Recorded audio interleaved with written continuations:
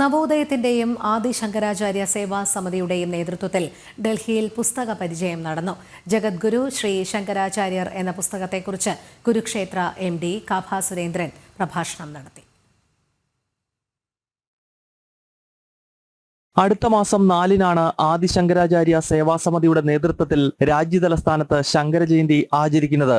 ഇതിന് മുന്നോടിയായാണ് 13 ടാൽക്കട്ടോറ റോഡിൽ പുസ്തക പരിചയം സംഘടിപ്പിച്ചത്. നവോദയത്തിന്റെ നേതൃത്വത്തിൽ നടന്ന ചടങ്ങിൽ കുരുക്ഷേത്ര MDയും RSS പ്രചാരകനുമായ കാഭ സുരേന്ദ്രൻ മുഖ്യപ്രഭാഷണം നടത്തി. പണ്ഡിറ്റ് ദീൻദയാൽ ഉപാധ്യായ രചിച്ച ജഗദ്ഗുരു ശ്രീ ശങ്കരാചാര്യ എന്ന പുസ്തകത്തിന്റെ പ്രസക്തിയെക്കുറിച്ച് കാഭ സുരേന്ദ്രൻ വിവരിച്ചു. സ്വാമികൾ പറയുന്നത് ഇംഗ്ലീഷിലെ ഒരു പ്രയോഗമുണ്ടല്ലോ, സർവൈവൽ ഓഫ് ദ ഫിറ്റസ്റ്റ്. അർഹതപ്പെട്ടവൻ അതിജീവിക്കും, കരുത്തുള്ളവൻ അതിജീവിക്കും.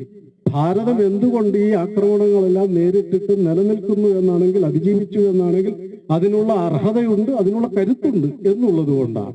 ആ കരുത്തിന്റെ ഒരു പ്രധാന കാര്യമാണ് ഈ വേദാന്തം എന്നുള്ളത്. ആ വേദാന്തത്തെ ആധുനിക ഭാരതത്തിനും ലോകത്തിനും അതിന്റെ കരുത്ത് എത്രയാണെന്ന് കാണിച്ചു തന്ന ആളാണ് ശങ്കരാചാര്യർ. നവോദയം അധ്യക്ഷൻ ബിജു നാരായണൻ ചടങ്ങിൽ അധ്യക്ഷനായിരുന്നു.